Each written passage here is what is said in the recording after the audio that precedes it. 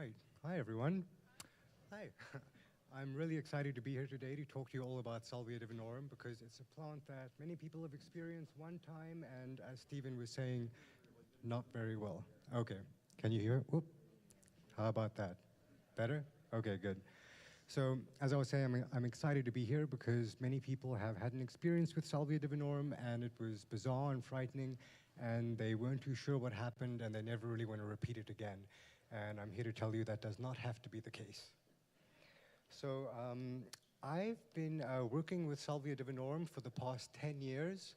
And over my 10 years of working with Salvia Divinorum, I've come to learn that it has extremely powerful therapeutic healing potential. And what I do now is I actually work as a Salvia guide, and I provide therapeutic facilitation for people on guided Salvia journeys. I'm going to give a little bit of a background about Salvia. I also recently was part of Johns Hopkins' study on Salvia Divinorum. They gave me a very strong dose of pure vaporized salvinorin A while I was in an MRI machine, and that was quite a trip. I'm going to talk about the traditional versus the recreational use of salvia. We can think about it like a pendulum. We have two, is it going now? Thank you. I'm going to talk about the traditional versus the recreational use of Salvia Divinorum. Seems like there's a dichotomy between two worlds. I'm also going to talk about the emerging therapeutic use of salvia. Barely anyone is using it as a therapeutic tool, but there are a few people who are starting to see its potential benefits. I'm going to introduce you to a new tool for exploring Salvia Divinorum. And if we have some time at the end, I'm going to go through some questions and answers. So I would like to introduce you to Salvia Divinorum herself. This is the plant that I am busy cultivating. She makes a wonderful house plant. I just think she's absolutely beautiful. And she looks familiar because she is actually a part of the Labayate family. So she's a type of sage. She originates from the Sierra Mazatec mountain ranges in Oaxaca, Mexico. And the traditional shamanic use of Salvia Divinorum is for both the discovery and the cure of illness. What I mean by that is if someone is sick, they chew the fresh salvia leaves, and first salvia identifies in the patient's body where the illness is, and once it's identified, she then goes ahead and heals it.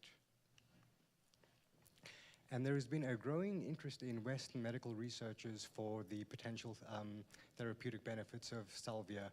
There's an active compound in salvia called salvinorin A, and it's a kappa opioid receptor agonist, which is extremely effective at treating pain, addiction, depression, and there's also a lot of terpenes in salvia, which make it very good for inflammation. So as we see here, we have this pendulum of experience. There you go. We have this pendulum of experience. On the one side, we have the traditional use of salvia, and then the other side, we have the recreational use. And I put recreational use in quotation marks because most people don't find it very fun. The traditional route of administration is by making what's called a quid. So what people do is they take some fresh salvia leaves and they roll them up into what kind of looks like a big leafy cigar, and then they chew on the cigar for the amount of time that they want to have their journey. This is traditionally the intensity over time scale of what a chewed salvia session is like. The leaves hit you, or the effects start to hit you within about 10 to 15 minutes. About 30 minutes to 40 minutes, you start to peak. You stay at that peak for maybe 30 minutes to an hour. You can stay at the peak as long as you just keep putting more leaves in your mouth. And then you slowly come to a gentle decline, which is wonderful, but there are some challenges with this. For one thing, for most of us, it's difficult to find fresh salvia leaves. And you need to chew a lot of leaves, so it's very cumbersome. They usually start with 16 pairs of leaves, so they use 32 leaves. The reason why they count them off in pairs is because they think that if you count them off individually or you have an odd number of leaves, the masculine won't find the feminine energy and vice versa. So if you want to have a holistic, full embodied healing ceremony, you need both the male and the female aspects present. But the leaves can be, twice the size of your hand sometimes. So it's kind of like putting a whole bag of spinach in your mouth. and then just sitting with it in there for the whole time. And the reason why you have to have the leaves in your mouth the entire time is because salvinorin A isn't active in the stomach. So salvinorin A is only active through the buccal mucosa membranes in your cheek. It is also generally a subtle experience. One thing I will say about salvia that makes it very unique is there is something called reverse tolerance. So you need less salvia over time. Compare that to other opioids or alcohol or anything like that. You need more over time. So the first time you do a chewed salvia experience, it's kind of subtle. The next time you do it, you need less leaves. Now, if I do a chewed salvia experience, because I have a lot of reverse tolerance, I need much less leaves to get as strong of an effect. Now, there's the common recreational route of administration, and that is by smoking a large bowl of concentrated extract. What salvia extract is they'll take a lot of plain leaf, and they'll do, usually using acetone, they'll extract the pure salvinorin A out of the leaf, and then they'll reconcentrate that back on a small amount of leaf. So you can, and it kind of looks like fish food, they're little flakes. So you can smoke these little flakes, and smoking just a tiny pinch is the equivalent to smoking a big old honking bowl of salvia. Now, most people, salvia is legal in many places, so you can buy it from a local head shop, and you load a big fat bowl of the salvia extract, and you take a big hit, and usually people experience something that seems similar to that. We have our poor character. He's there on the couch with his water pipe, and before he knows it, his entire universe has unraveled, and he's just being shot into hyperspace, and even the mouse around him is confused by what's going on because the shift was so gradual, so intense. Another thing that might happen is something akin to this. It's very common for you to turn into an animate object, or you might turn into the object that you're sitting on. So if you're sitting on a chair and you have a strong dose of salvia, you become the chair. And then once you're the chair, you become the floorboards, and you think, oh my God, I thought I was a human, but I've actually been a floorboard all this time. And it's jarring and can be quite scary. And so this is the dose curve of a salvia smoked trip. We look at the time scale. The previous graph, we had minutes on the bottom, and it went to 120 minutes. Here we have 12 minutes. So you go from 0 to 10 in about 30 seconds. And you stay at this very, very strong peak for a few minutes, and then you rapidly come back down. And honestly, the most common phrase that people utter after they're done smoking a large salvia extract was, "What the fuck?" And it's extremely common because they just don't know what happened. It was too much too soon. So these are some of the recreational challenges. It can be terrifying. It can be extremely dissociative. It can be seemingly meaningless. Initial salvia journeys are just a cacophony of experience. You think, what the heck just happened? It doesn't make any sense at all. And even if you got some valuable lessons from it, it can still be difficult to integrate because it was just too much. So I'd like to tell you a story of how I accidentally found out that salvia could be an extremely healing plant. This was back in 2012. I got strep throat, and as anyone does when they get strep throat in this Western world, I went to the doctor and he put me on a course of antibiotics. And the sore throat kind of went away, but it didn't fully go away. What I was left with was redness and rawness in my throat, and I had these, especially on this side of my neck, some very large swollen lymph nodes. So I went back to the doctor and I was like, hey, antibiotics didn't work. He was like, all right, let's put you on some stronger antibiotics. He put me on some stronger antibiotics, still didn't go away. This happened 3 times. They eventually put me on something called Z-Pax, which is like an intense 5-day antibiotic treatment, and that didn't work. It just felt like I always had like acid reflux and a very sore throat, and it hurt to talk and it hurt to swallow. So then I thought maybe it's my diet. Maybe my system's too acidic or something like that. And so I cut out all coffee, I cut out all alcohol, I stopped smoking cannabis because I thought maybe the smoke was irritating my throat. I cut out all sugar, red meat, I exercised a lot, I essentially went vegan, I got lots of sleep, did everything I needed to do, but this thing just still stayed there. So I go back to the doctors. And they're like, well, you obviously have a recurring infection that's not going away, so the only thing we can suggest for you to do is to have your tonsils removed. And I was like, I'd rather not do that, so I was kind of delaying that and putting that off. It was one random evening I was at home, and I thought, I haven't done salvia in a while. Let me go ahead and do it. I'd already started to cultivate a relationship with salvia to where I'd learned that I could use the plant to actually commune with different entities. If you meditate before smoking salvia, it changes the experience a lot. And I'd gotten to a point where I'd started to meet different spirit entities and I could communicate with them.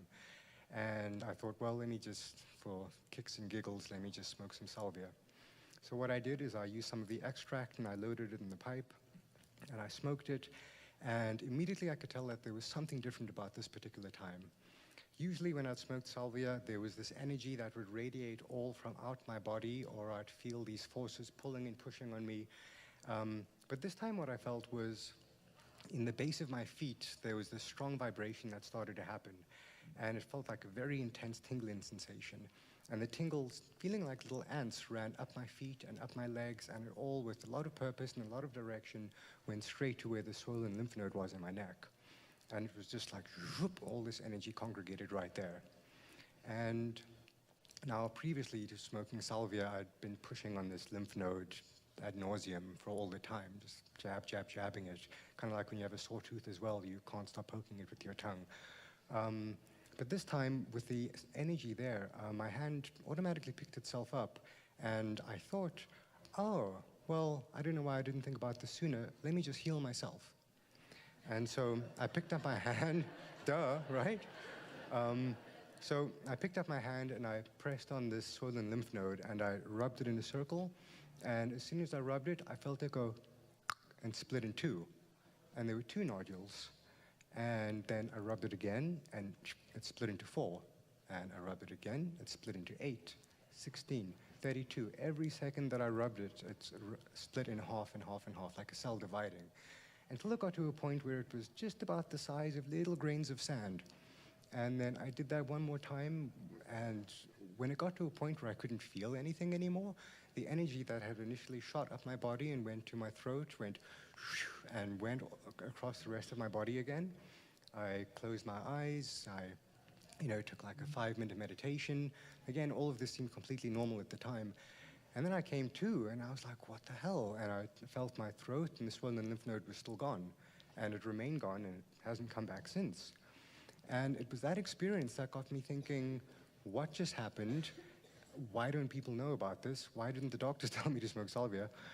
And so that's when I started doing some research into it, and I didn't know that salvia was actually a shamanic tool used in Oaxaca specifically for the purpose of healing.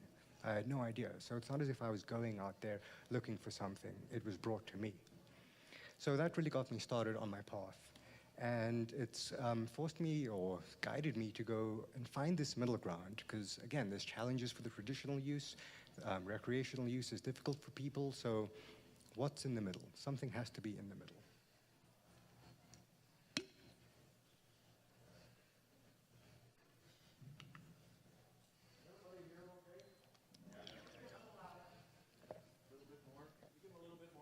Yes, I can. Turn the mic a little bit towards, just put it right in front of your face, maybe. Okay. Here, just Like that?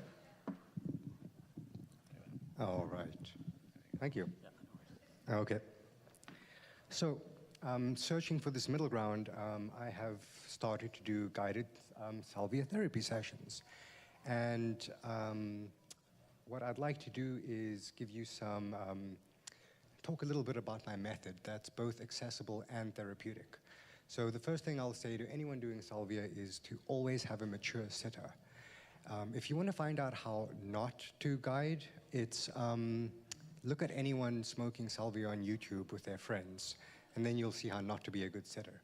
So a mature sitter, what the mature sitter needs to do is they need to sit down, be quiet, don't say anything. The main job for them is to just make sure that you don't get up and start walking around and hurt yourself. And also, if you do get scared and you think you're going to be stuck in the salvia realm forever, let them know that they should let you know, hey, you smoked some salvia and it'll be over soon.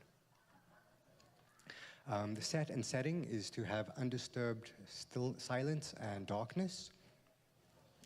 You really want to be able to not have any disturbing noise around you, because your hearing gets a lot more sensitive with salvia. And darkness, light becomes kind of intrusive as well. you want to meditate and set an intention before ingesting salvia. I'll stress meditation more than setting the intention, because sometimes you cannot be too fully sure what your intention is, but then when you're in salvia space, your intention can be made very clear to you very pragmatically. But meditating beforehand makes a big difference. And it can be a simple meditation, something as simple as 10 slow, deep breaths. Now, the next point is key, and I should have had this in capital letters, because the main thing that you need to do is use small, consistent incremental smoked doses of salvia. Don't load a big bowl and smoke a large bowl of extract. Load a bowl, smoke it, see what happens. Load a bowl, smoke it, see what happens. Slowly, incrementally step yourself with baby steps into the salvia space. And while you're doing that, you need to continuously track the experience, both with respect and curiosity. Don't try and make anything particular happen, just see what's happening as it unfolds. And then as that's unfolding, what I like to do with my clients is I like to discuss and process and integrate the experience while it's happening, and then again after it's happening. So we had this dichotomy between the two curves. We had this really slow, gentle curve, and we had this big spike. But a smoked incremental dose experience looks more like this. So you can start and have the first little smoked bowl, and it can take you up to about a level of 1 or 2 of intensity. And then you can have a little bit more, and it takes you a little bit deeper into it. Now, one thing that's absolutely fascinating about salvia is the effects are extremely different at level 0 versus level 10. At the initial effects, what happens is you get a quieting of the mind. You have an increased focus on your breath. By that, I mean that your breathing just becomes a lot louder in your head, and it becomes more pleasurable to be focusing on your breath. You feel a really remarkably wonderful physical relaxation at these lower levels. It feels as if someone explained it to me sometime as if their muscles were letting go of their skeleton. There was just like a deep sinking in. And you can also have a feeling of physical tingles all over your body.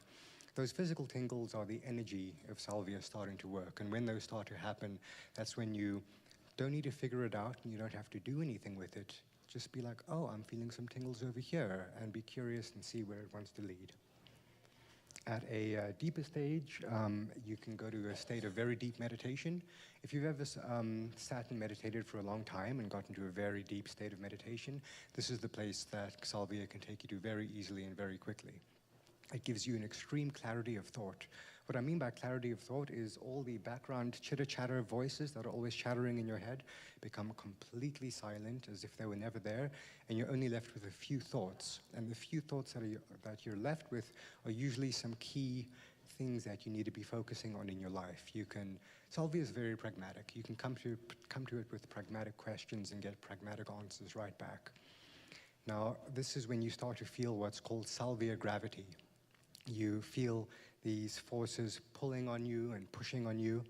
And one thing I will say is if you slowly stair-step yourself into salvia, into these middle realms, it's not jarring anymore. I like to think about it like somatic priming. Because you've started at low doses and gone your way into higher doses, by the time you start to feel these seemingly outside forces pulling and pushing on your body, it's manageable and it's actually quite pleasant. You have very spontaneous memories can come up, usually from childhood, and there's strong physical energy shifts. The energy shifts are in the same realm as, or I guess I'll say if anyone here is a Reiki master or had Reiki done on them, or anyone is an energetic healer, this is the energy realm that salvia deals with. Now, things get really interesting at the higher doses as well. One can visit this land that people refer to as Salvia Land. It is a place that people visit, and even though if you've read nothing about salvia, there are remarkable themes and similarities that come up. It's a simple village of simple times. There's a lot of themes. There's schoolhouses, there's school teachers, there's children running around. There's laborers. It's a village of simple times. And it feels very real when you're there. And there's entities that are there as well that you can commune with. When you speak with these entities, when you get to these higher stages, your language abilities go away and your thought becomes symbolic and emotional. And you can communicate with these entities using symbolism and emotion. That's why it's very difficult to actually bring back words from a visit to Salvia Land, because you got the point loud and clear, but there are no words that are associated with it. There's many stories I could tell about a time that I was in Salvia Land, but there's this one particular time that sticks out. I was standing there and I had arrived in Salvia Land, and these entities, two little spirit girls, ran up to me and they were excited and they said, "Oh, you're back. What was it like? What was it like?" And what they meant was, what was it like when you're alive on Earth? And people have referred to Salvia as the land of the dead. It's the place that one's souls go and always are. There can be radical shifts in your consciousness, physical boundary dissolution, so you no longer have a body and you become the chair, the room, the sky, the world. You can become as big as the energy fields from within you radiate out. And again, you can become inanimate. Again, if you slowly work your way into Salvia space, this isn't very scary.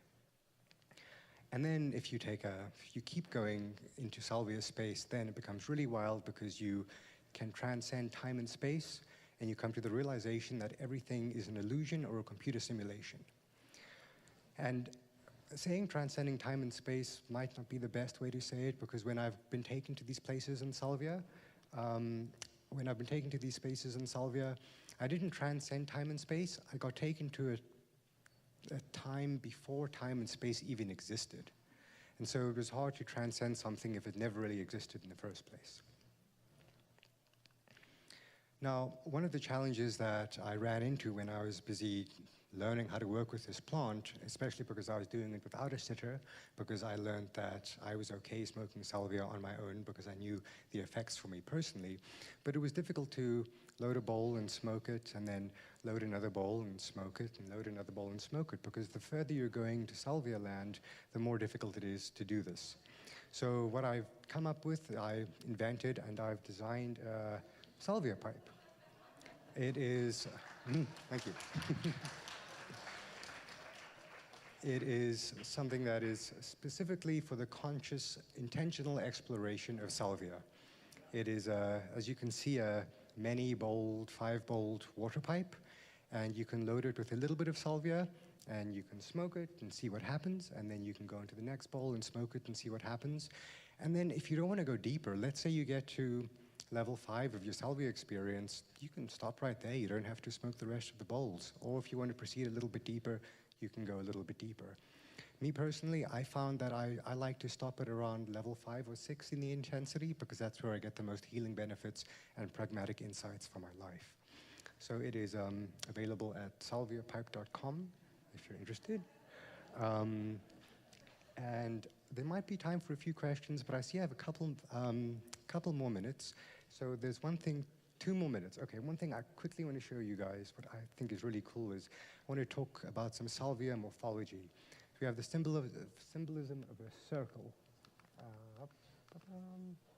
So a circle is essentially a symbol for the soul, or heaven, or God, or the divine. It's a symbol of protection against evil spirits and demons. And then we have the symbolism of a square. The symbolism of a square is the physical body, the earth, the 4 cardinal points, the 4 seasons, the 4 directions, anything that is this reality. There is also the symbolism of a circle inscribed inside of a square. And it's a Kabbalah symbol for the spark of divine laying hidden within matter. If you see it in Chinese art, it symbolizes the union between heaven and earth. And it is also a symbol for the soul or divine within our bodies. So this is a very powerful symbol. And if we take a look at the cross-section of a salvia stem, we see right here a circle neatly inscribed inside of a square. Thank you.